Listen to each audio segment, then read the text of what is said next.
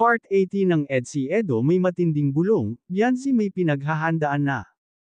Ito ang pag-uusapan natin maya-maya lamang, pakiusap patapusin ang video para malaman ang nilalaman nito at kung bago ka pa lang sa aking YouTube channel paki-subscribe para lagi kang updated sa video ng mga kalingap.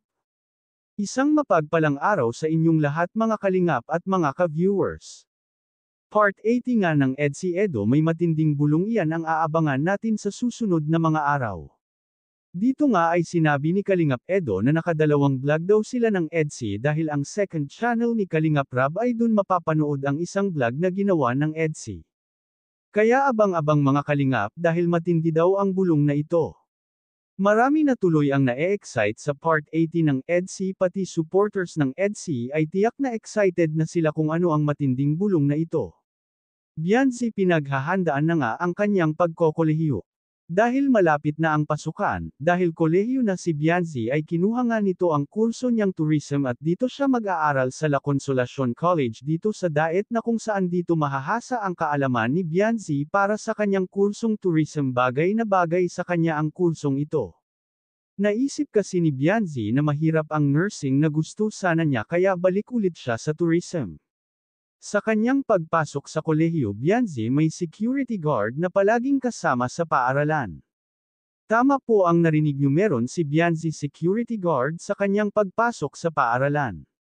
Ang bodyguard niya ay walang iba kundi si Papa Eds. Dahil araw-araw ay hatid sundo si Bianzi sa paaralan ni Kalingap Edo. Grabeng pagmamahal ang binibigay ni Kalingap Edo kay Bianzi gagawin niya ang lahat para makasigurado na safe na uuwi si Bianzi sa bahay. Ayaw kasi niya na mapahamak si Bianzi kaya ito na ang maghahatid at susando kay Bianzi araw-araw. Kaya si Kalingap Edo nga ang mag-security guard kay Bianzi saan man ito pumunta. Grabe talaga ang suporta na pinapakita ni Kalingap Edo kay Bianzi. Napakaswerte talaga ni Bianzi sa kanyang hobby dahil patuloy siyang iniingatan nito anuman ang mangyari. At patuloy din na nakasuporta si Kalingap Rab kay Bianzi pati na ang kanyang mga sponsor kaya wala na talagang dapat problemahin pa.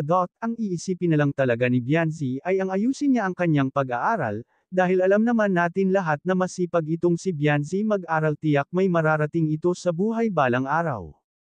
Hanggang dito na lang muna ang update ko mga ka-viewers, huwag natin kalimutan suportahan ang ama ng Kalingap na si Val Santos Matubang at ang kanyang anak na si Kalingap Rab at ang munting channel kong ito. Maraming salamat po, God bless sa inyong lahat.